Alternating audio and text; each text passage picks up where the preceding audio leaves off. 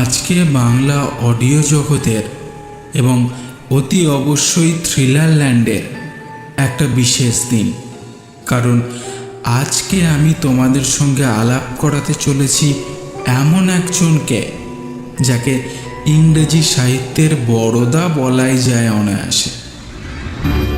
যদিও বড়দার অনেক আগে থেকেই প্রখ্যাত ব্রিটিশ সাহিত্যিক উইলিয়াম হোপ হডসন বিশ্ব সাহিত্যের আসরে পরিচিত করিয়েছিলেন এই অকাল্ট বা প্যারানর্মাল ইনভেস্টিগেটরকে। নাম থমাস কার্নেগি। এনার সমস্ত রোমহর্ষক এবং ভয়ঙ্কর সব অভিজ্ঞতা আমরা একে একে শোনাবো তোমাদের। আজকে থাকছে কার্নেগি সিরিজের প্রথম গল্প, দ্য গেটওয়ে অফ মনস্টার অবলম্বনে যে পথে সে আসে।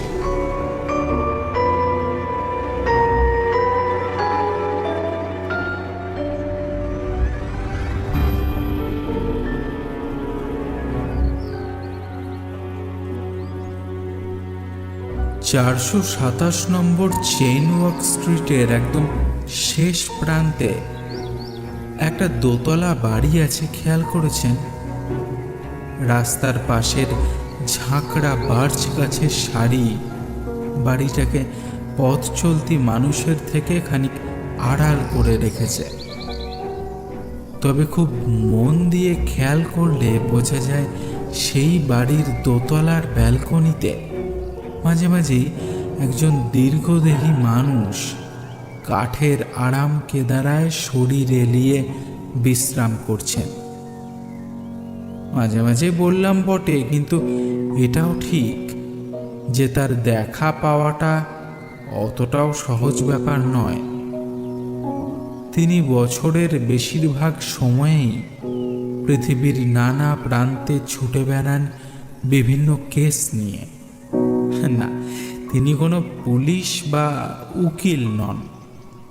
তার পেশা যে কি সেটা আমি এখনই বলছি না। গল্প এগোতে থাকলে সেই পরিচয় আপনারা নিজেরাই পেয়ে যাবেন।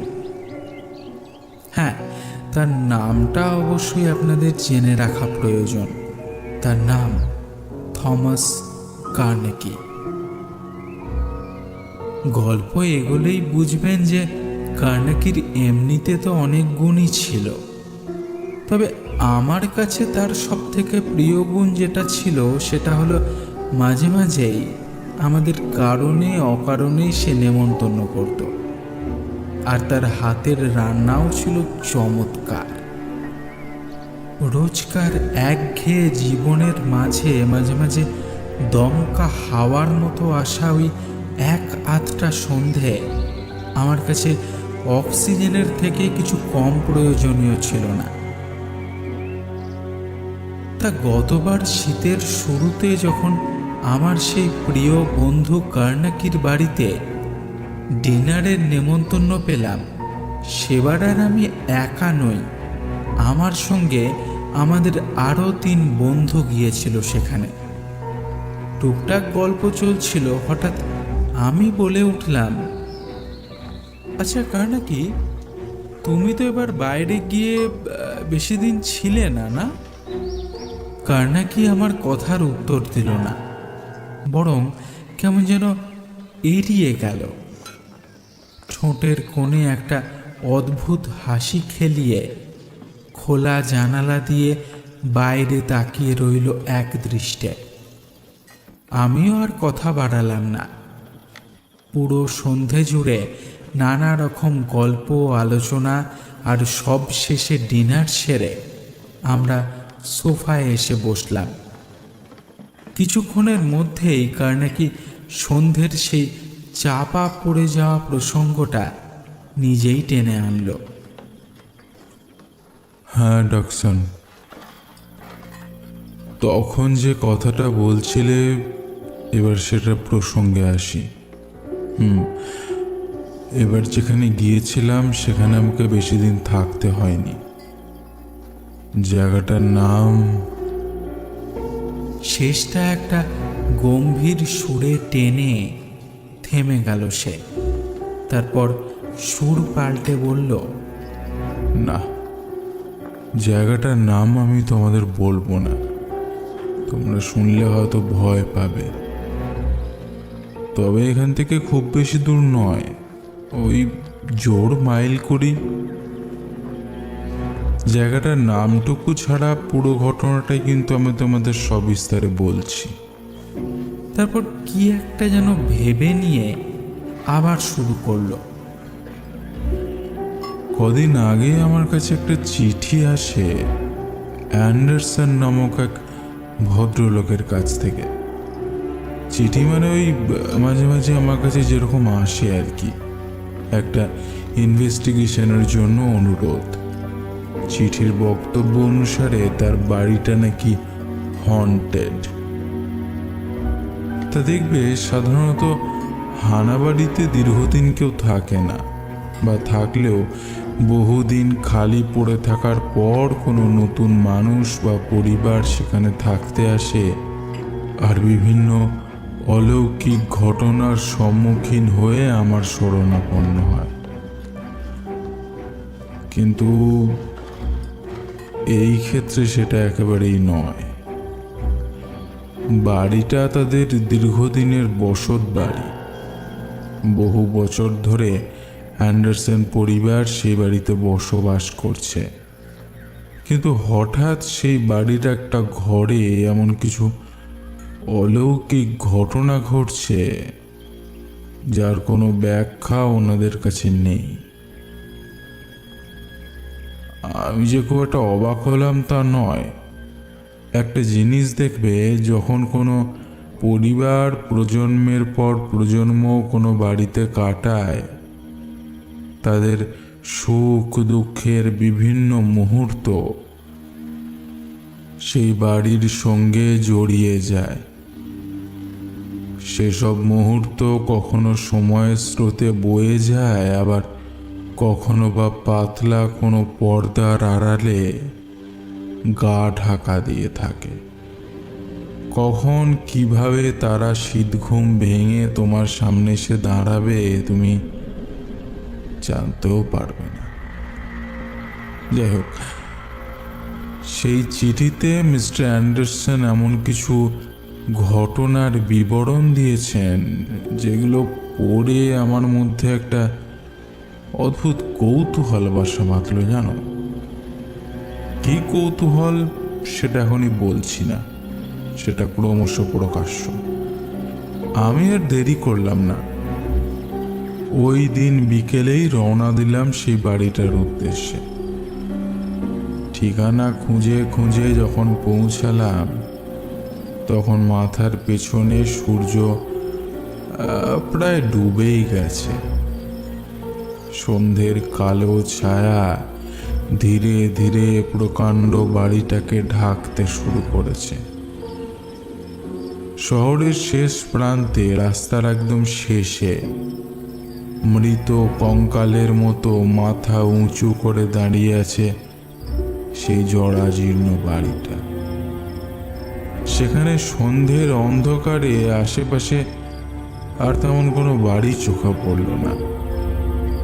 শুনশান জনমানবহীন এলাকায় একটা দৈত্যের মতো বিশালাকায় বাড়ি। বাড়িটার দিকে তাকিয়ে আমার মতো মানুষেরও গাটা কেমন ছমছম করে উঠল। বাড়ির চারপাশে জমাট বেঁধে থাকা সেই কালো কুয়াশার মতো ছায়াটা দেখে আমার আর বুঝতে বাকি রইল না যে এ বাড়ি স্বাভাবিক নয়। কোনো এক অশরীরী রহস্য সে অতি গোপনে আঁকড়ে ধরে রেখেছে নিজের গর্ভে।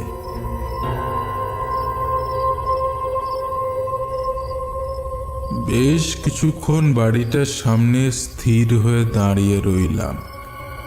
তারপর ধীরে ধীরে এগিয়ে গিয়ে দরজায় নক করলাম।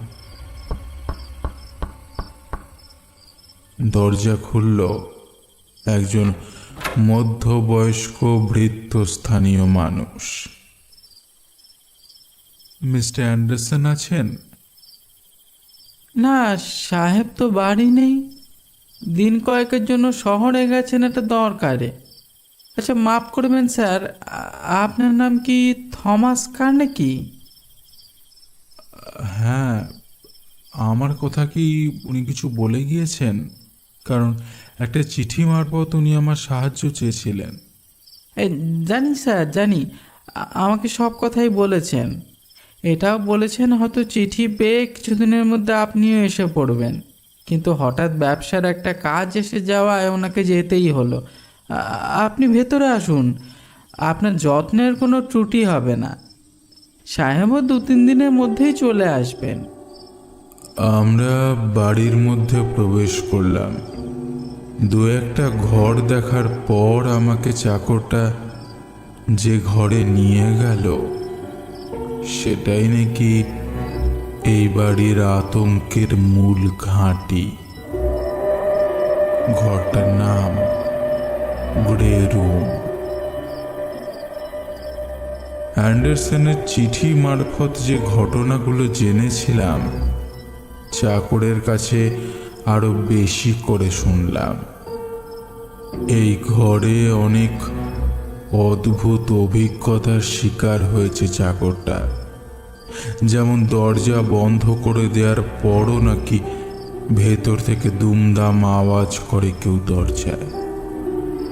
সকালে উঠে ঘরে ঢুকলে নাকি দেখা যায় বিছানার চাদর বালিশ সব টুকরো টুকরো অবস্থায় ছড়িয়ে আছে মেঝেতে। চাকরটা আরো নানান ঘটনা আমাকে বলছিল বটে, কিন্তু তার কথা শুনে মনে হলো ওই দরজার শব্দটাই ওর মনে সব থেকে বেশি আতঙ্কের সৃষ্টি করেছে। সারা রাত এত জোরে জোরে শব্দ হয় যে রাতের ঘুম ওর প্রায় উড়েই গিয়েছে। খাওয়া দাওয়া সেরে আমি আবার গ্রে রুমটা দেখতে গেলাম। তুমি চাবিটা নিয়ে এসো কাকা, আমি ভেতরটা একবার দেখব। চাকরটা আমতা আমতা করে বলল, এত রাতে ওখানে যাবেন না সাহেব, এই ঘর মোটেও সুবিধার নয়। আমাকে তো শুনুন, কাল সকালে যাবেন। আমার ঠোঁটের কোণে একটা বিদ্রুপের হাসি খেলে গেল। এইসব ভূত প্রেতগুলোকে কবজা করেই তো পেট চালাচ্ছি, বুঝলে না? এরকম অনেক অভিজ্ঞতা আমার আছে। তুমি চাবিটা আনো। চাকরটা আর আমাকে বাধা দিল না, খানিকটা ভরসা পেয়েছে বোধহয়। চাবি নিয়ে ঘরের সামনে গিয়ে দাঁড়ালো। তারপর একবার আমার মুখের দিকে ভয়ে ভয়ে তাকিয়ে কাঁপা কাঁপা হাতে তালাটা খুলে ফেলল। আমার মধ্যে অবশ্য ভয়ের কোনো ছাপ নেই। সোজা গ্রে রুমের ভেতরে ঢুকে গেলাম। বেশ সাজানো গোছানো বড় একটা ঘর, 4টে টেবিল, তার উপর একটা ল্যাম্প রাখার ব্যবস্থা। ঘরের ঠিক মাঝখানে আমি দাঁড়িয়ে আছি। দেওয়ালে বড় বড় অয়েল পেন্টিং ঝুলছে। সেদিকে তাকিয়ে হঠাৎ আমার অ্যান্ডারসনের চিঠিতে পড়া একটা ঘটনা মনে পড়ল। প্রায় 150 বছর আগে অ্যান্ডারসনের কোন এক পূর্বপুরুষ তার স্ত্রী আর সন্তানকে নিয়ে নাকি এই ঘরেই মারা গিয়েছিলেন। কে জানে এই ছবিগুলোর মধ্যে কোনোটা হয়তো তাদেরই। অবশ্য তাতে আমার কিছু যায় আসে না। দরজাটা ভেতর থেকে বন্ধ করে ল্যাম্পগুলো জ্বালিয়ে দিয়ে বিছানায় হেলান দিয়ে বসলাম। চাকরটাকে অনেকবার বললাম নিজের ঘরে গিয়ে শুয়ে পড়তে, কিন্তু সেও নাছোড়বান্দা। মনিবের বন্ধুকে এভাবে একা ফেলে সে কোথাও যাবে না, সুতরাং সে দরজার বাইরে একাই দাঁড়িয়ে রইল। আমি কতগুলো কাপড়ের টুকরো দেখতে পেয়ে ঘরের ফটো ফ্রেম, জানালা সবকিছু ভালো করে মুড়িয়ে ঢেকে দিলাম। এইসব কাজ সারতে সারতেই ঘড়িতে 11টার ঘন্টা বাজল। আমি আমার কোটটা বিছানায় খুলে রাখতেই একটা বিকট আওয়াজে চমকে উঠলাম।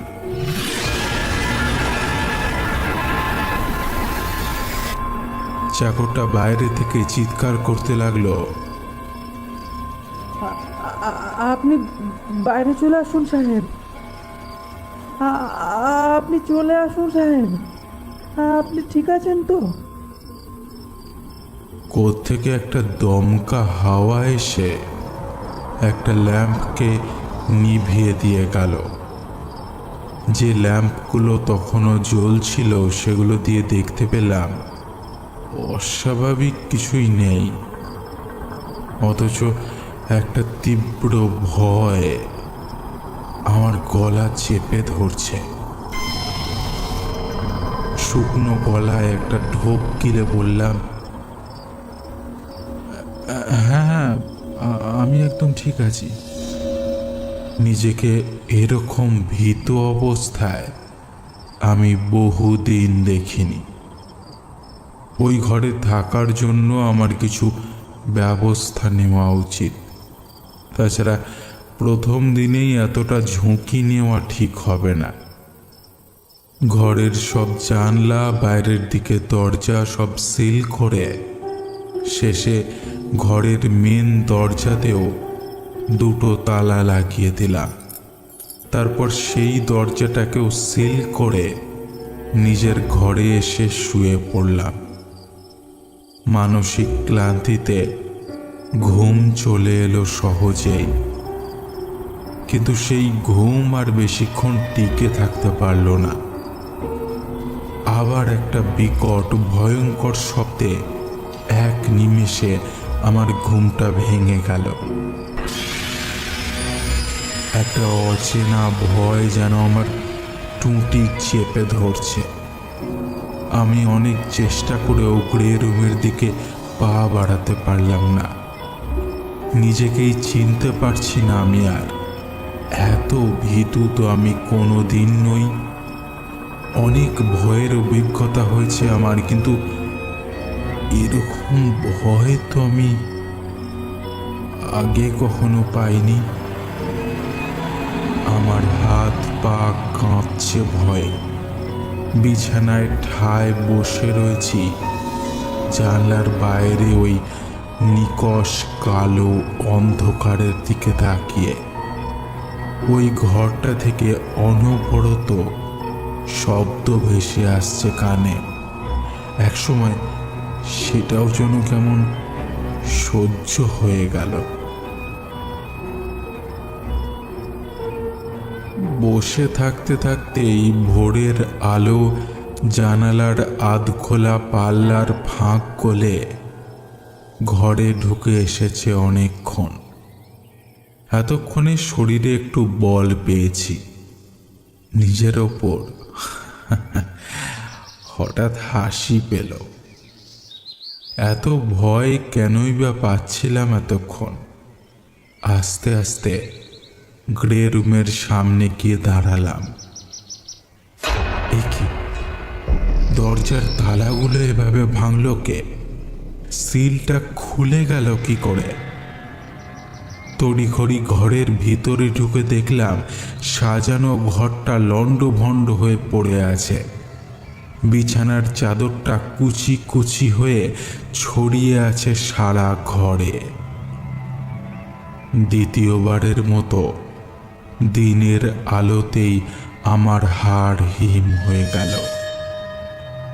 ঘরের কোনো জিনিসে আমি আর হাত না দিয়ে বাইরে বেরিয়ে এলাম।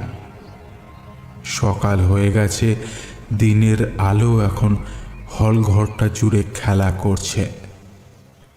গ্রে রুম থেকে বেরোতেই চাকরের সঙ্গে দেখা হলো। ও আমার দিকে এগিয়ে আসছে একটা চায়ের কাপ হাতে। যতটা সম্ভব নিজেকে স্বাভাবিক রেখে জিজ্ঞেস করলাম, কি, কোথায় ছিলে এতক্ষণ? চাকরটা আমার হাতে চায়ের কাপ তুলে দিয়ে বলল, সাহেব, কাল রাতে আমি খুব ভয় পেয়ে গেছিলাম। যা অদ্ভুত সব শব্দ হচ্ছিল, অন্য দিনের থেকে অনেক জোরে জোরে। ভাবলাম আপনার কোনো ক্ষতি হয়ে যাবে না তো। আমি ওর কথা শুনে নিঃশব্দে হাসলাম। ও আবার বলল, তারপর ভোর হতে আপনাকে এ ঘরে আসতে দেখে একটু শান্তি পেলাম।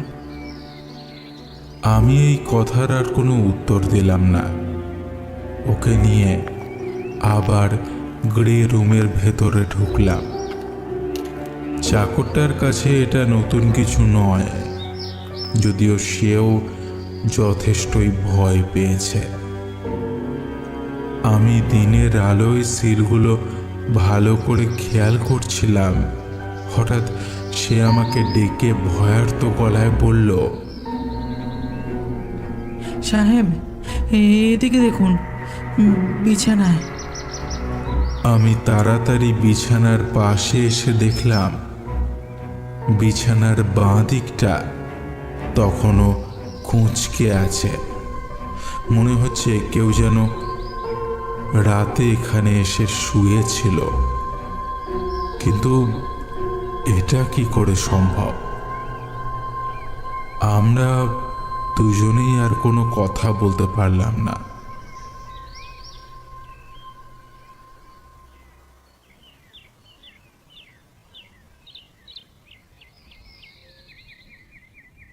বেলা বাড়তে একটা লোক ডেকে ওই ঘরের সমস্ত জিনিস বের করে দিলাম। ঘরে থেকে গেল শুধু কয়েকটা ফটো ফ্রেম আর ওই খাটটা। সারা দিন নানান চিন্তা করে সন্ধ্যের দিকে আমার ক্যামেরাটা একটা দেওয়ালে টাঙিয়ে দিলাম, যার মুখ রাখা হলো গ্রে রুমের দরজার দিকে। মনে মনে ভাবলাম, এর থেকে বেশি চাকরটাকে এখন কিছু জানানো ঠিক হবে না। বেচারা এখানে একা থাকে, ভয় পেতে পারে।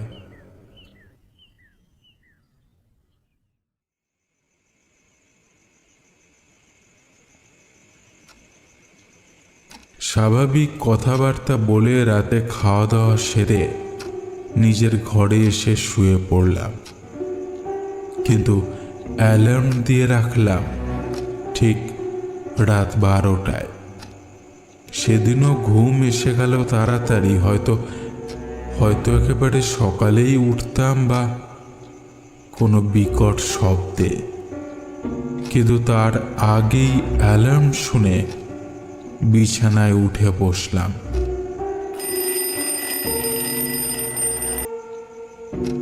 আবার সেই সময় আগত। কাঁপা কাঁপা পায়ে নিজের ঘরের দরজা দিয়ে বেরিয়ে এলাম হল ঘরের এক প্রান্তে।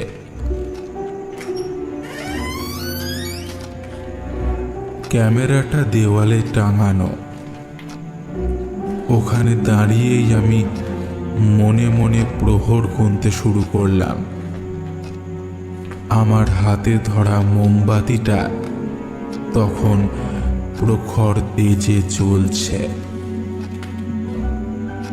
একটা খুব সূক্ষ্ম শব্দে মুহূর্তে সচেতন হয়ে গেলাম। তবে কি সে আসছে? তারপরে আবার একটা অদ্ভুত শব্দ, এবার তুলনামূলকভাবে জোরে। হঠাৎ ক্যামেরার ফ্ল্যাশটা জ্বলে উঠল, কিন্তু ওই একবারই। কোথাও কাউকে দেখতে পেলাম না। এইবার শুরু হলো আগের দিনের মতো সেই ভয়ানক শব্দ। দুমদাম করে ঘরের ভেতরে যেন প্রলয় চালাচ্ছে কে। কিছু বুঝে ওঠার আগেই আমার হাতের মোমবাতিটা দপ করে নিভে গেল। আমি প্রচণ্ড ভয়ে নিজের ঘরের দিকে পিছিয়ে আসতে শুরু করলাম।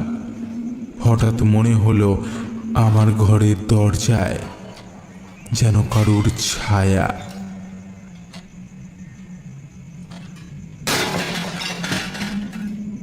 শব্দটা আরো প্রকট হচ্ছে ক্রমশ।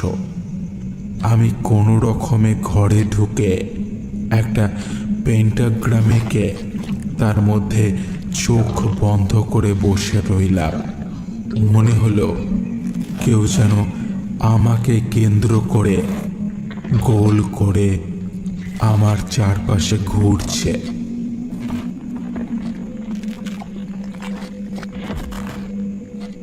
সময়ের সঙ্গে সঙ্গে আমার ভয়ের মাত্রা বাড়তে লাগলো, কিন্তু আমি চোখ খুললাম না কিছুতেই। সারা রাত এভাবেই কেটে গেল। শুধু রয়েছে গ্রে রুমের আধ খোলা দরজা। পরদিন আমি মনে মনে সিদ্ধান্ত নিলাম সারা রাত আমি গ্রে রুমেই থাকব, একা। তাই বিকেলের দিকে বাজারে গেলাম কিছু জিনিসপত্র কিনতে।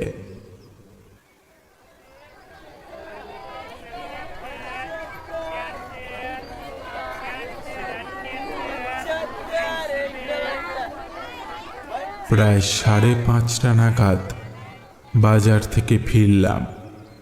চাকরের সাহায্য নিয়ে গ্রে রুমে সব জিনিসপত্র রেখে দিয়ে এলাম। একটা খাঁচায় বন্দি বিড়াল নিয়ে এসেছিলাম। সেটাকে ঘরের এক কোণে রেখে আবার দরজাটাকে বাইরে থেকে সিল করে দিলাম। এই ঘরে যে আজ সারা রাত থাকার প্ল্যান করছি সেটা কিছুতেই ওকে বলা যাবে না। একটা বড় হাই তুলে বললাম,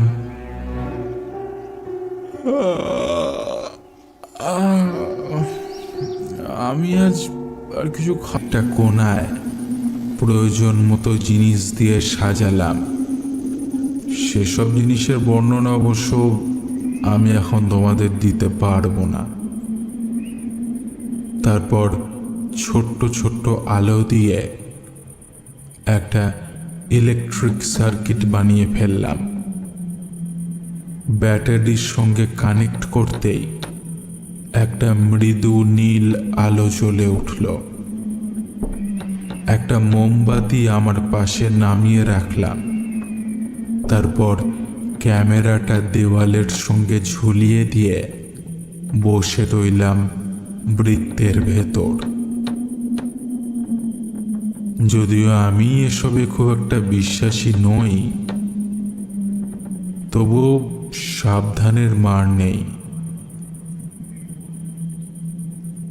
এভাবেই সময় এগোতে লাগলো।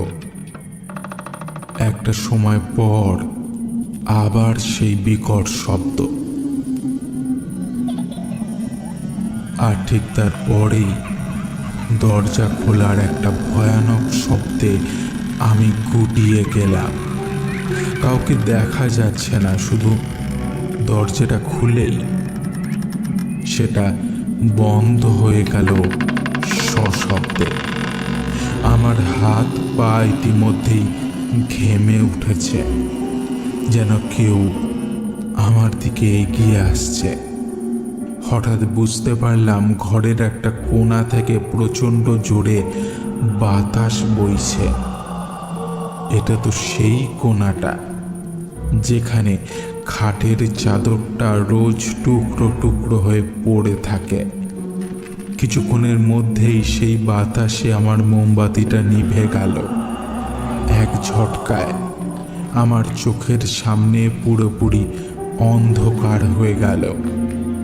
একটু সময় পেরোতেই সার্কিটের নীল আলোতে খুব স্পষ্ট হলেও ঘরের কিছুটা অংশ দেখতে পেলাম। কোনো একটা অদৃশ্য শক্তি যেন খাটে গিয়ে বসল, তারপর চাদরটাকে মুড়িয়ে দিয়ে টেনে নিয়ে গেল খাটের ওই বিশেষ কোণে, যেন শুয়ে পড়ল নগ্ন তোষকটার ওপর। তারপর মিনিট দুয়েক আর কোনো শব্দ আমার কানে এলো না। তারপর একটা অমানবিক চিৎকার আমাকে থমকে দিল।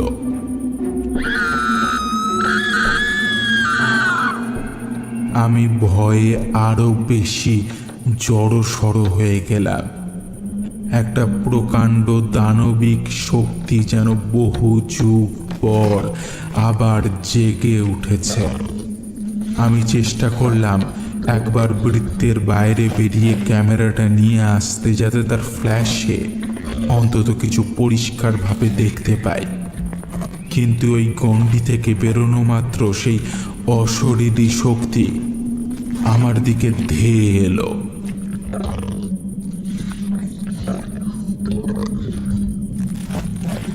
আমি ভয়ে মাথা নামিয়ে বসে থাকলাম। রিভলভারটা বের করার সাহস পেলাম না, এতটাই কাঁপছে তখন আমার শরীর। পরক্ষণেই বেড়ালটার ডাক শুনতে পেলাম। সে যেন প্রাণপণে পালাবার চেষ্টা করছে খাঁচা থেকে। আবার পুরো ঘর নিকষ কালো।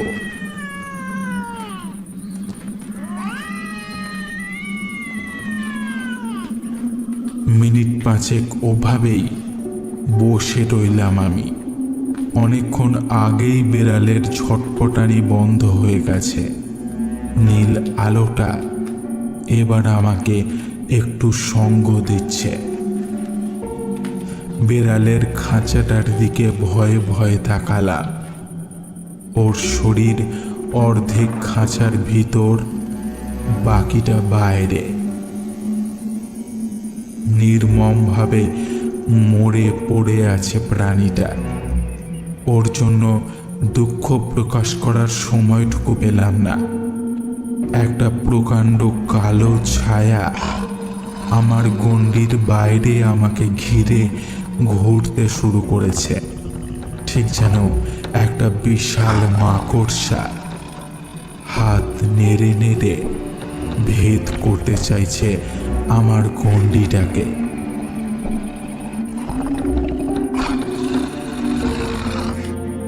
আমি তখন অসহায়, আর কোনো পথ নেই।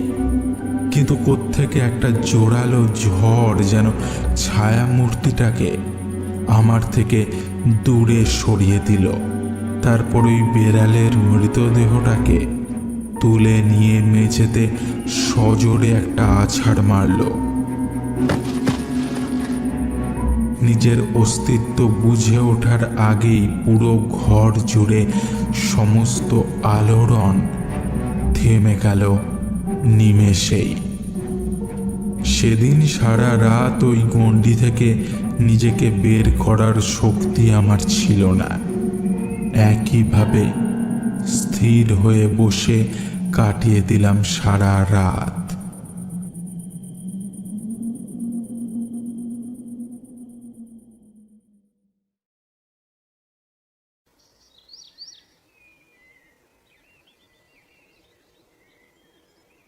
সকাল হতে ভয়কে সঙ্গে নিয়ে নিচে নেমে এলাম। স্নান সেরে খাবার খেতে ফ্রেশ লাগলো একটু। একটা টানা ঘুমের পর বেলা বাড়তেই আবার গিয়ে পৌঁছালাম সেই গ্রে রুমে।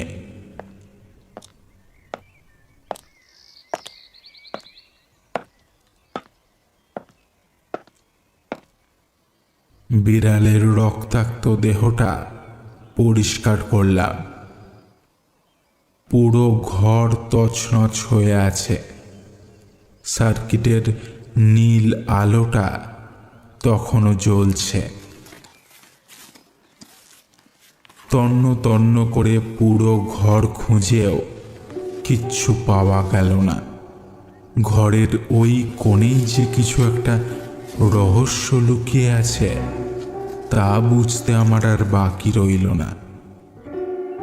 অনেকভাবে খুঁজে দেখার পর একটা মেটাল ডিটেক্টর এনে ওই কোণে সার্চ করতে লাগলাম।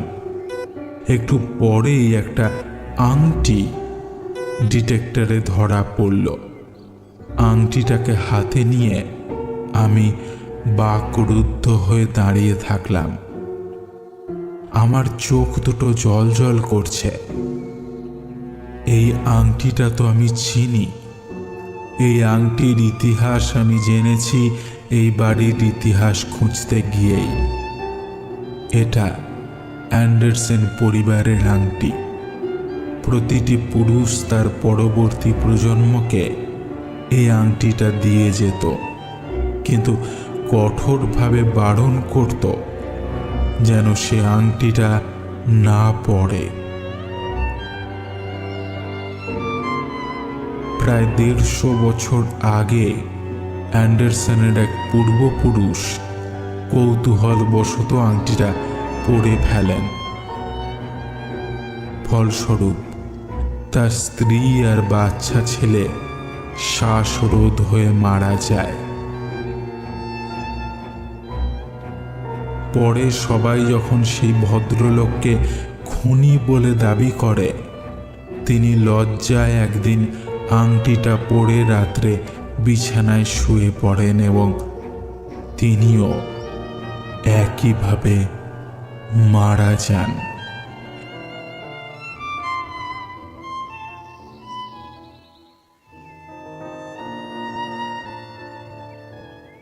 শোনা যায় তারপর থেকে নাকি এই আংটি আর খুঁজে পাওয়া যায় না। আংটিটার ওপর একটা পঞ্চভুজ আঁকা, কিন্তু অদ্ভুতভাবে সেই পঞ্চভুজের বাহুগুলো একে অন্যের সঙ্গে লাগানো নয়, ছাড়া ছাড়া।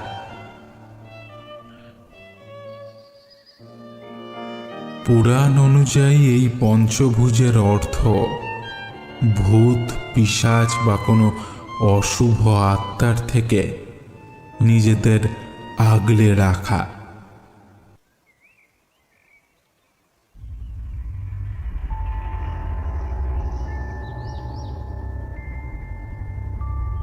কিন্তু এই পঞ্চভুজের বিচ্ছিন্নতা দেখে আমার তখনই বারবার কেন জানি না মনে হচ্ছিল এইসব অশরীরী অশুভ আত্মা এই ঘরে আসার জন্য এই আংটিটাই দায়ী। তখনকার মতো আমি আংটিটাকে খাটের ওপর ফেলে দরজা সিল করে আবার বাইরে বেরিয়ে এলাম।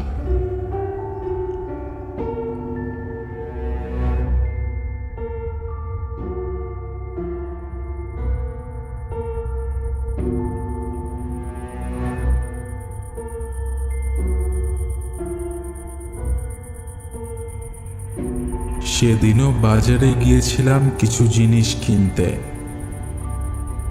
এক্ষেত্রে এক দ্রব্য 2 দিন কাজে লাগে না। বাড়ি ফিরতে ফিরতে সেদিনও সন্ধে হয়ে গেল। একটু রাত্রি নামতেই চলে গেলাম গ্রে রুমে। বুঝতে পারলাম আমার মনের অজান্তেই একটা সাহস দানা বাঁধছে।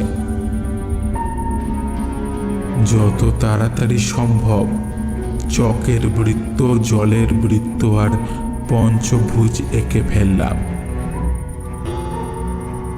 ঘড়িতে ঢং ঢং করে 12টা বাজল। ঠিক আগের দিনের মতোই অনুভব করতে পারলাম কোনো অশরীরীর অনুভূতি। কিন্তু মনে মনে বুঝে নিয়েছিলাম আজকে আর ভয় পেলে চলবে না। ইতিমধ্যেই আবার সেই ঝোড়ো হাওয়া শুরু হলো। অচিরেই বুঝে গেলাম ঝোড়ো হাওয়ার উৎস আর কিছুই নয়, স্বয়ং সেই আংটিটা। কিন্তু আজ ওরাও আমাকে এত সহজে ছেড়ে দেবে না।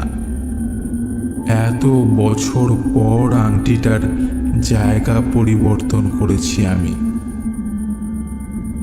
সমস্ত শক্তি দিয়ে আমাকে ধ্বংস না করা পর্যন্ত ওদেরও শান্তি নেই।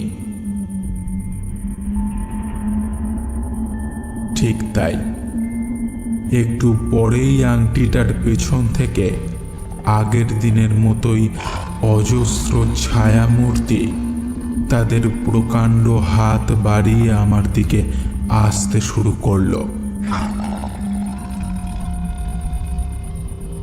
আমি বুকে অশেষ সাহস সঞ্চয় করে পঞ্চভুজ থেকে বেরিয়ে এসে আংটিটাকে বিছানা থেকে তুলে পঞ্চভুজের মধ্যে এনে ফেললাম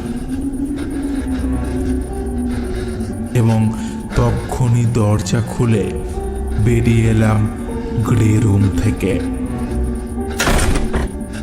এক দৌড়ে নিজের ঘরে ঢুকে দরজা বন্ধ করে দিলাম।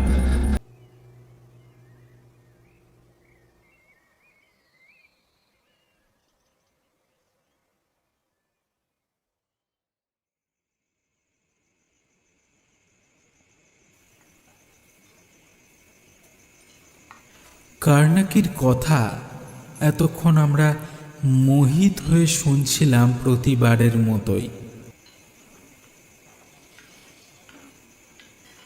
কথা বলতে বলতেই সে উঠে গিয়ে একটা ধাতব টুকরো এনে টি টেবিলের ওপর ফেলল। তারপর একটা শ্বাস নিয়ে বলল, হ্যাঁ, এই যে। আমরা অবাক হয়ে সেদিকে তাকিয়ে থাকলাম। আমি আমতা আমতা করে বললাম, আর এখন ওই বাড়িতে সব কিছু নর্মাল?